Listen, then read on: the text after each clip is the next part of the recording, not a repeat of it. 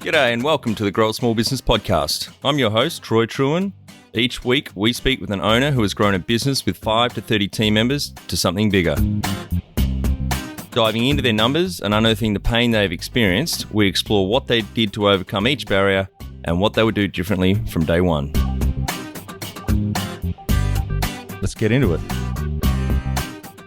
Welcome everyone. Today I'm interviewing Scott Brennan from Migration Unity based in the Gold Coast, Australia. Thanks for your time today, Scott. Thanks, Troy. It's great to be here. Let's start with how we know each other. You reached out after finding our podcast on Spotify. I think you said you just searched how to grow a small business. We came up there and then you emailed me after you'd listened to a few episodes and said on our website at that point, the coaching tab said, we're fully booked. We don't have any time to coach any other small business owners. And you said, I'm listening to 2 or 3 episodes a day. That's Please right. help. That was almost 2 years ago now, we started working together in April, I reckon, 2022. Yeah, that's right. I was just listening to these larger podcasts with all these billionaires, and it's great. You get a lot of good insights, but I felt like I just needed something that was a bit more relatable. I searched for growing a small business on Spotify, and your podcast was the first one that came up. Oh, great. Thank you. And you've been mentioned a few times in my weekly leadership email, including putting your scorecard in the shower, obviously with some Laminex on it, that you look at every day. Yeah, it's not actually in the shower. It's next to my bed, but yeah, I have a spreadsheet printed out because, I just feel like it keeps me accountable and allows me to I'm not really good at visualizing things, so I have to see it on paper for me to believe it, I suppose. And that's just the snapshot from the 10-year financial model we put together, isn't it? That's right, yeah. All right, tell our audience a bit about your business, what it does and how it makes money. Yeah, so we're an Australian immigration agency. We assist individuals, families, and businesses with Australian visas. We have a B2C model where we help visa applicants, let's say, so skilled workers from overseas or maybe partners of Australians. And then we also have a B2B model where we assist Australian businesses with sourcing and retaining skilled workers through sponsorship visas or skilled visas as well. And a fucking great time to be in this business because in 2023, Australia let in, was it 700,000 people into the country to make up for COVID? It was very high, yeah. So the net was the lowest it had ever been. Obviously, Australia was the most locked down city in the world, completely closed the borders for nearly 2 years. They were trying to recover from that. I just think they let in, based on the current news articles that you see and what's going on now, they just let in too many students, I suppose. So they're now being a lot stricter with the students. But in terms of the skilled workers and permanent residency, it's all stayed the same, around 190,000 a year. Yeah, right. Just back on the B2B, just so the audience can understand. So if maybe give an example of some of the businesses that you work with to help bring in more than that one B2C customer, help get them into Australia on a visa. Yeah, so we assist businesses of all sizes, everything from sole traders, a tradie that set up, let's say, a carpentry company and they're looking for skilled carpenters, right the way through up to national organizations that are looking to bring in skilled workers in volume. Yep, and they've got to go out and find the candidates and you just help them get their visa. That's right. We partner with recruitment companies. We also have a big database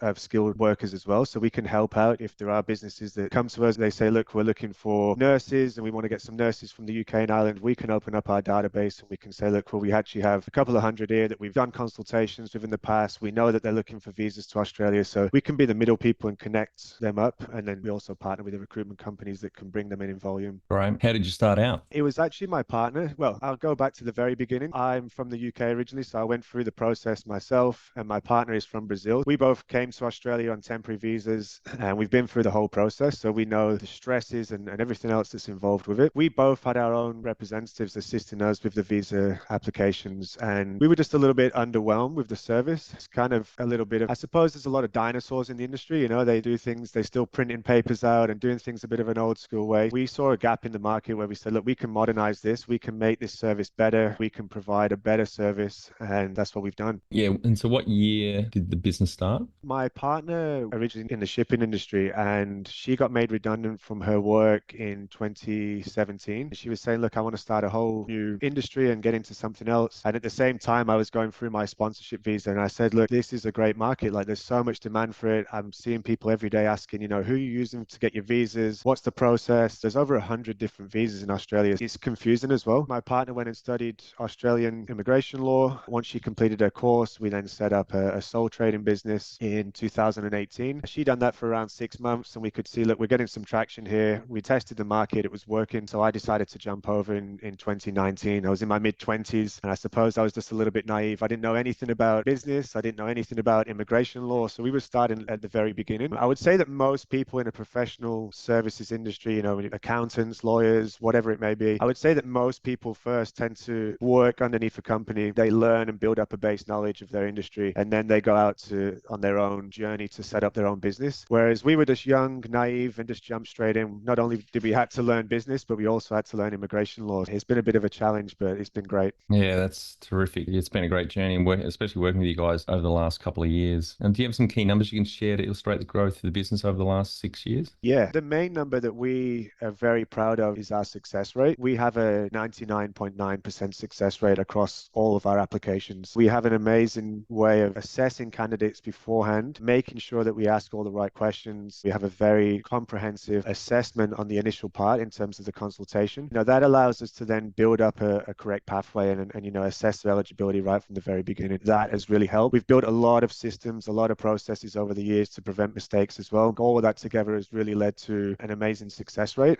Like I said, I've been through the process. I know how daunting it is. That was the main thing that we wanted to focus on, is just putting the customer first, making sure that we do everything to get a successful outcome, and then later on the business and growth and the money and everything else will just follow. The success rate is the number one key number that we're very proud of. We have grown from one team member when it was my partner who was a sole trader, and we're now up to 14 FTE. That's another number. Well done. That's amazing. Especially that, because when I started working with you 2 years ago, you were at 2.5. You had a part-timer in Western Australia, and you're now up to 14 full-time equivalents in less than 2 years. That is phenomenal growth. Congratulations to you both. That's amazing. Thank you. The spreadsheet, the financial model that we built out was a real big part of that. Like I said, I'm not really a visual person. I struggle to set these big goals and follow them. But the spreadsheet, when I could actually see, okay, if we bring on this many team members over this period and we maintain this level of cash flow, we'll have this level of growth and we'll have this level of profit. And it all worked out perfectly. Yeah, we're still going. Yeah, it's one of the centerpieces of the business transformation program that we launched about a year ago now. I started obviously working with you guys a year before we had that program, and much of what you and I and Tana talk about every 2 weeks when we catch up is from that program and that financial model.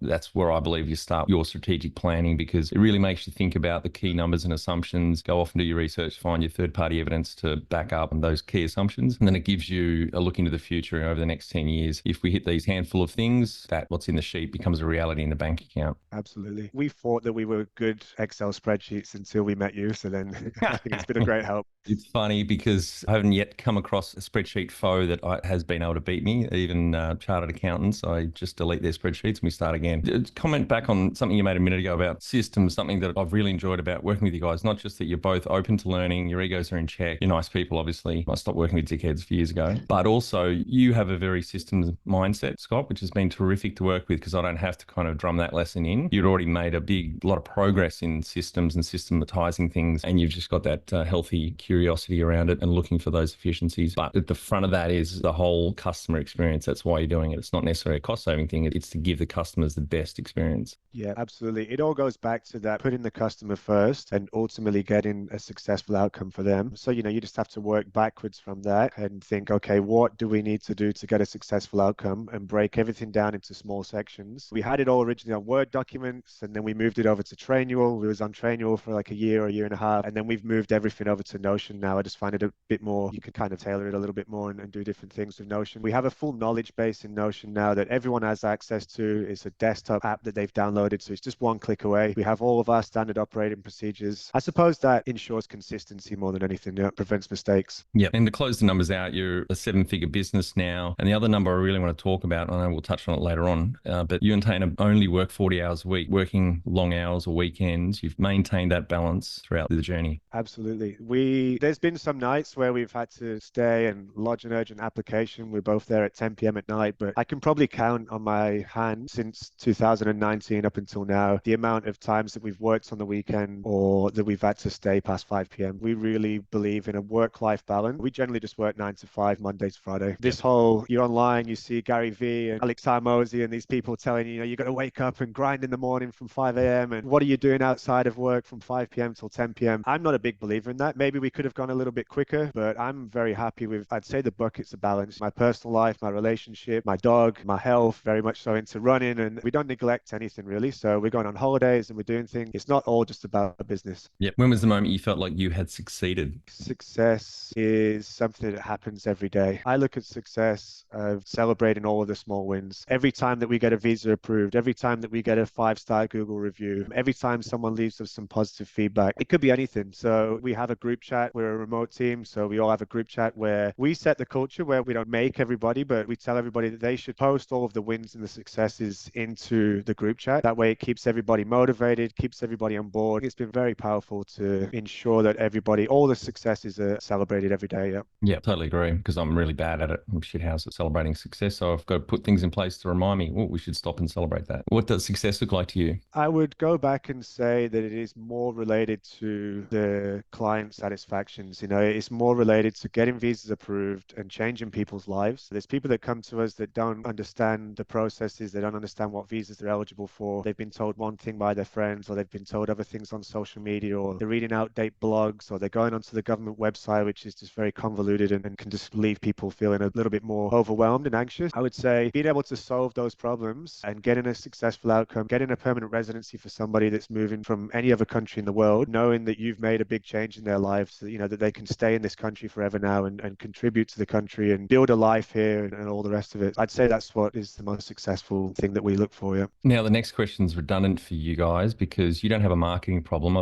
There's only a few businesses I've ever worked with or seen that has never had a marketing problem. You can just turn the tap on and off. You guys are so busy, which is fantastic. But also love, again, your curiosity, and you go off and test new marketing things. I've learned a lot of things from yourself and got some great contacts as well from what you guys are trying. But give it a crack. What's the number one thing you'd recommend to marketing a fast growing business? I would say it is just understanding your market more than anybody else in your industry, understanding the pain points. We have spent a lot of time building up avatars. Who is our ideal customer? What's keeping them awake at night? What are their stresses? What are they worrying about? What are they getting anxious about? If you can really break down all of those different steps, if you can break down all of those issues, let's say, and all of those pain points, you can then create steps around your marketing message. You can create funnels around that. There's so much you can do. I love marketing, and for me, it's the lifeline of the business. Like everybody says that sales is the lifeline, but I think without any leads, you've got no one to sell to. For me, I'd say marketing is the most important part of a business, and it's testing different platforms as well. We give Facebook a go at the beginning, but later on realized that Google Ads was just our platform. People are looking for our services. The money that we were spending on Facebook and the return that we were getting on the ad spend was just not even close to Google Ads. We just turned off Facebook and really honed in on Google Ads, and that's allowed us to scale our business up.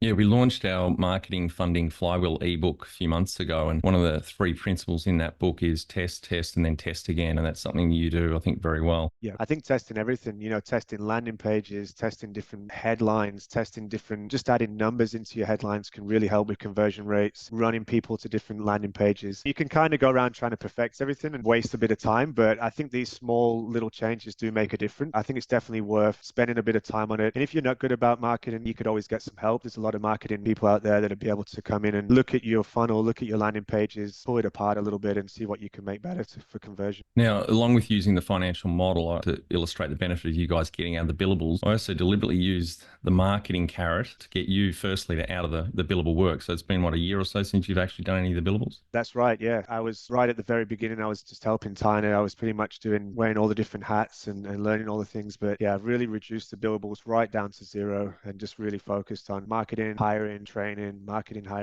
over the past year. It's that old seesaw that I talk about, the 2 things, the 2 big levers in a small business you can pull to add the greatest value is people and marketing. And especially for you guys, professional services, selling time, you go out and get more work or turn the tap on, you don't have a problem getting more work. The biggest area you probably then swing your focus back is people, recruitment, onboarding, training, retaining, etc. Yes, and Taina's got a goal to get down to 0 billables, but she's already made great progress over the last year. So it's less reliant on you both, and you guys just work on the fun stuff, which is people and marketing. That's right. Now, I know you use the Net Promoter Score, or NPS, because I badgered you for a long time to use it. What's your number? We have got 100%. We've sent out this survey to all of our clients. Everyone has come back with a 10. We're very proud of that. I think it helps that, you've obviously got a successful outcome. The visa's been granted. They're very happy. The timing of when you send the NPS out is important. But yeah, we've created an automation around that in our sales and marketing software, Active Campaign. I just delegate that task to one of our team members now. Each time there's a a visa grant, or each time that we've completed our service, we then send the survey out to our client, get some feedback. We'll put a link into the show notes to a blog wrote a post I wrote 14 years ago on a beach in Thailand and I moved back from London on how NPS works, but it's not a percentage, it's a positive or a negative score. And you've only got 10s. You're a positive 100, which is absolutely phenomenal. Well done again to you both. How did you fund the business? Just bootstrapped. We started from the beginning in our mid-20s with just a couple of $1,000s in our bank account. I suppose it was just being naive and jumping into it. It's that whole thing of you don't know what you don't know. We figured everything out on the journey. Looking back now, knowing what I know, would I start a business and leave a full-time job with just a couple of $1,000s in my bank account? Probably not, but I'm really glad that I did and I don't have any regrets. So no grants, bank finance or other investors, just the two of you? Just as, yep. If you were to start up today with plenty of funding, would you go into your industry? Yes, I would have to do something that makes a difference in people's lives. For me, now working in the industry for 5 years and seeing the difference that we can make in people's lives, I would have to align myself with something that has that impact. Immigration is one of those things. You're really helping people with one of the biggest choices they'll ever make in their life. I would definitely have to continue in immigration or find something that really makes an impact on someone's life. Now, I think I know the answer to this one. Can you outline the most stressful point in your small business growth journey so our audience can learn from it? For me, it would be when the borders closed for COVID. We're obviously, immigration industry relies on people coming into the country. And in March 2020, Scott Morrison came out and said, look, we're closing the borders. This is what's happening. And there was a lot of negativity in our industry. There was a lot of people that were very worried and very anxious about what the future held. But we just took each day as it came. The borders were closed for almost 2 years. So it was a big impact, but we just really focused on the onshore market, providing a higher level of customer service than anybody else, which resulted in more referrals and that it outweighed the negatives overall. We still continued to grow even though the borders were closed and nobody was even coming in the country. It was great.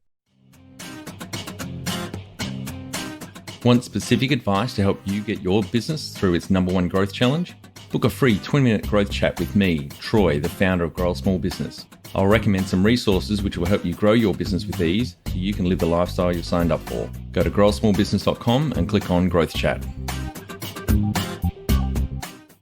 What area in business do you feel you've had to work on the most to add the greatest value? I would probably say operations, having to keep going back and revisit those systems, those processes. We're in an industry that's constantly changing. The immigration laws and the immigration policies and the regulations, they're just changing all the time. Each government that comes in, they want to do a full revamp. They want to completely change everything. I would say that having to go back and make sure that we're revisiting those operations, that everybody is providing a consistent service. We're a fully remote team. We don't operate in the same office. We got rid of our office during COVID in Melbourne. We just have a virtual office now, and we now have a remote team across different countries around the world, different states within Australia. It's just aligning the team while we're remote and making sure that everybody's following a consistent process. What have you enjoyed the least about managing fast growth? I would probably say wearing all the hats and multitasking. I'm not an accountant. I'm not a HR person. I was a manager for years before this, but until I really started to actually study managing, then I realized how little I knew about managing. I just kind of fell into managerial positions in my previous life, and I always just learned, or I suppose I adopted a managerial style of how I'd been managed previously in the past by my managers. When you start to learn more about management, then you realize that you don't know a lot of things as well. It's just been wearing all the hats and trying to get a base level of knowledge around every part of the business where you can then hire people and know, is this person actually good or not? If I was to hire a marketing person in 2018, I wouldn't know if they're good or not. Whereas now I've spent so much time on researching and testing marketing that if I was to bring a marketing person on, I would know within a couple of conversations if they're a good fit or not. Yeah. It's acquiring that base level of knowledge in all areas of the business, I'd say. What do you love most about growing a small business? I would say that we get to wake up and work on something that we're building every day. I'm doing this with my partner. We both get to wake up, build our business together. And I would say it obviously goes back to that changing people's lives. Every day that we get a visa grant and we get to bring a family over from a different country and introduce them to the life in Australia, it completely changes people's lives. So I'd say that's what we enjoy the most. What has been the biggest mindset shift for you in your small business growth journey? Learning how to spend money.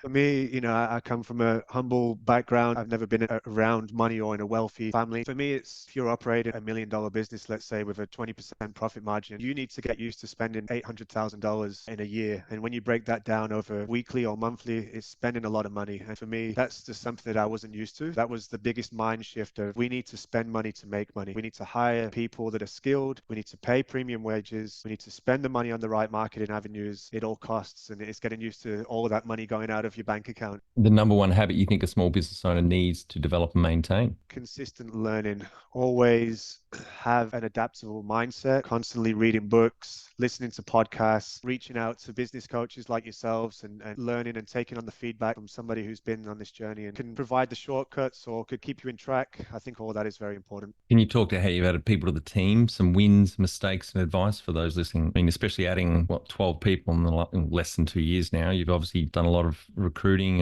and onboarding. Yeah, well, first of all, you need to do your research again. You need to read the hiring books, you need to know how to build a team. Just jumping on, throwing an ad on Seek and hiring someone is not enough. You need to really figure out who is the person I'm looking for, what problems will they be solving within our business, and then you need to understand what is our culture, what are our values, and you need to understand what behaviors and what knowledge does this person essentially need to have to be a right fit for the role. So it's kind of working your way backwards, building your full hiring process around that, and making sure that you're consistent as well. I do find that you can be a little bit biased with interviewing, or there's a lot of research out there that shows that people make assumptions based on people's names or people's photographs or people's where they live or where they've studied or where they've come from. I really just try to keep a consistent hiring process and try not to be too biased on any of those things. Yeah, and we launched the Ultimate Recruitment Toolkit last year to help small business owners with this exact problem, because we feel they just rush it. They suffer the warm body syndrome. They don't slow down the whole hiring process. They don't swat up their professional development on, like you said, reading the best books. We put them all into a 2-week course, one listing out the 5 best books, but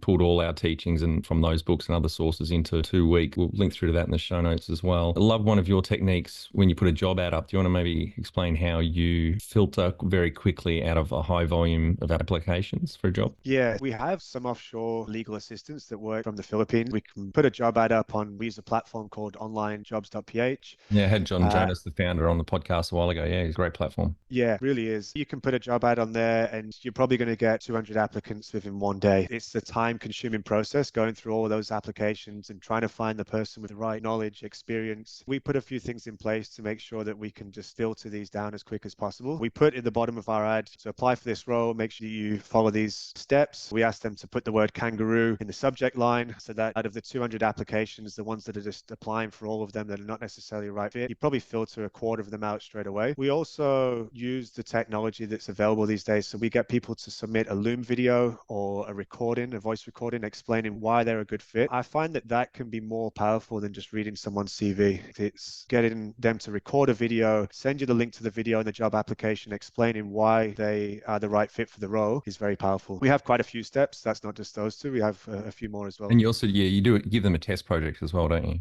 That's right. Yeah. Once we've filtered those down to a shortlisted selection, then we'll provide them with a task to do. From there, we'll make decisions on if we're going to hire any of those candidates or interview any of those. And that's obviously been a process you've put together over the last couple of years. It's quite comprehensive now. What about any mistakes that you've made in hiring? Yes, we've made a couple of mistakes. We've brought people onto the team who we didn't even realize they weren't a right fit until months down the line. No matter how good your recruitment processes are, you're essentially hiring someone is like marrying someone, right? You're going into a relationship with this person. You're going to spend 8 hours a day with them or 5 days a week or however long, right? It's hard to psychologically analyze someone to see if they're a right fit for your business just in the job interviews. The mistakes that we've made is not picking up on these things earlier on. We've kind of adopted the philosophy of hire slow and fire fast. It doesn't really align with my personality. I don't like to just fire people and be sporadic like that, but it's something that you have to do. You can't just keep somebody on board that's toxic or somebody that is not a right cultural fit. Yeah. What are some of the things you recommend to building a sustainable and kick-ass culture to help with the growth? Because everyone is remote. It's only you and Tane that work in the same place. That's right. We celebrate all the wins, what I mentioned before. So we have our group chat, we support each other in there, and we're not too formal. Everyone's posting gifts and we're joking around. And as long as everybody's doing the work, we try not to be too serious. That's the culture that we try to build. We also do some tasks as well. Friday in our team meeting, we all decided, I advised the team that before the meeting, they should have either an image or a video prepared about something that represents themselves in their personal life. And it was actually a really good team bonding task. Yeah. We found out that some of our offshore team, one's a marathon marathon runner that's ran 5 marathons, and I would have never expected it. We have another gymnast. We have somebody who was a swimmer when they were a kid at a national level. We had a pony rider and a ballroom dancer. Everybody has their own individual hobbies. One of them was a major Taylor Swift fan, so she's now off to Singapore to listen to Taylor Swift soon, see Taylor Swift live. It was really allowed us to get a good insight into people's personal lives, who has children, who doesn't have children, all of these things that you wouldn't necessarily discuss in a formal team meeting or around a work setting. That's really helped to bond the team together. Yeah, I was in Pony Club growing up. Don't really want to talk about it. I have to go back to therapy. Mum was just living vicariously through me. There you go. I've known you 2 years and I never knew that either. Tell our audience how you've handled balance. Exactly what we mentioned before as well. Setting the limits, setting the boundaries of 9 to 5, having a morning routine that's nothing to do with work, going out, going to the gym or running or cleaning your house or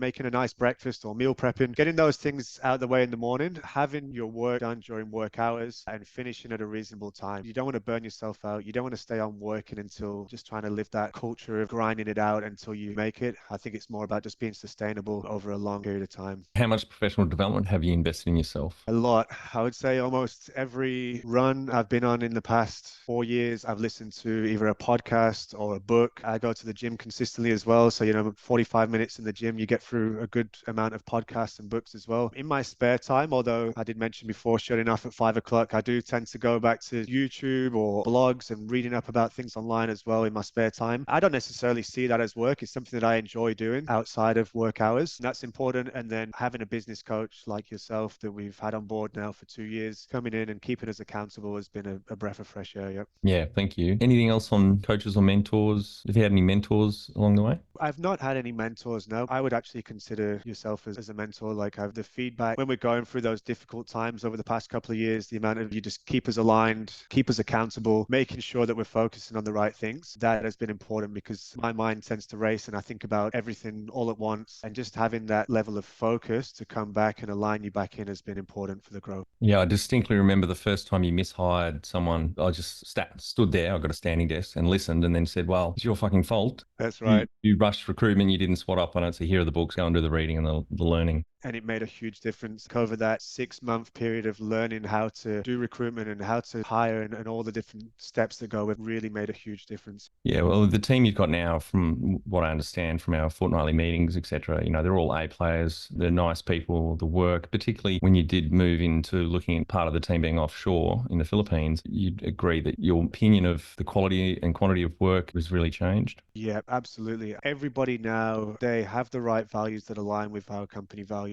That was the most important thing. Do they have the right values first? Do they have the right attitude? And then afterwards, then we look into skills and knowledge and everything else that you look for in the CV or in the job interview. One of the biggest takeaways that I got from the recruitment process, the recruitment books and all of the studying that I did, was to ask the questions in the interview around behavioral questions. That was a very important thing. Get your scorecard of exactly what attributes you're looking for, what behaviors do you need to match up with those attributes, and making sure that you ask the right questions around those. Originally, when I was doing interviews, it was more just, talk me through your CV, talk me through this, that, the other. And I wasn't really getting a more of an in-depth understanding if they're a right fit or not. That was helpful. Do you have a board of directors or advisors? No. I know most of these answers. This is an odd interview for me. All right, Scott, we're on to our final 5 questions. What do you think's the hardest thing in growing a small business? It has to just be wearing all the hats, trying to focus on what is actually going to move the needle in the business. Because as a small business owner, you can consume your time working on anything. You could be over here working on perfecting your website, or you could be over here perfecting your systems and your processes, or creating a new spreadsheet for accounts. You can focus on anything. I think it's more aligning your focus on really what is going to move the needle in the business and what's going to allow us to grow. That's my answer. Yep. Favorite business book which has helped you the most? The E-Myth was the first one that I read, but honestly, there's a book on every single problem you're trying to solve. I've read quite a lot of books now. I really like Alex Amos's $100 million leads. Again, like, we don't have a marketing problem. We don't have a lack of leads, but that was the way that he breaks that down. The framework that he uses in the book is great. If you're growing any small business, if you have a knowledge of how to acquire leads, everything else in your business can grow after that, and you can figure it all out afterwards. Totally agree. 2 great books, and the E-Myth, the first one I recommend people read if they're thinking of of starting, let alone growing. But Alex's other book, $100 Million Offers, his first one as well, is excellent. Yeah, I'd probably go the offers first and the leads afterwards. Yeah. Any great podcast, online learning tools you use for your own professional development? I listen to your podcast regularly. I listen to The Diary of a CEO. I find that one very good as well. Stephen Bartlett. It's not always about business. He gets professionals on there from different backgrounds, sports, scientists. I find it very knowledgeable. Podcasts, reading, YouTube has also been great as well. One tool you'd recommend to help grow a small business? A good CRM, organizing all of your data in a one CRM that's scalable, that your team can use remotely and everybody has access to all of the information is important. Is that Active Campaign for you guys? You use that for a CRM as well? Well, we actually have a few different softwares that we use. We use a software called Migration Manager, which is our industry software. So you wouldn't use that unless you're in the Australian immigration industry. But we use Active Campaign for our sales and marketing. Anything from before the customer signs up and becomes a client would be Active Campaign. Once they become a client, then it's Migration Manager. Then we also use Notion as well for our knowledge base and updates and announcements and everything else that goes with operating the business outside of clients. Finally, my favorite question. What would you tell yourself on day one of starting out 6 years ago? Everything is going to be okay. Don't overthink anything and just try to focus on the present and you'll work it out along the way. Right. Thanks so much for your time today, Scott. I've really enjoyed our chat. Feels like every 2 weeks anyway. But congratulations to you and Tana and the entire team. A really impressive growth journey, particularly over the last 2 years. You guys have got the right attitude. You're clearly smart and nice people. And it's been a pleasure working with you both. Thanks, Troy. I really appreciate it.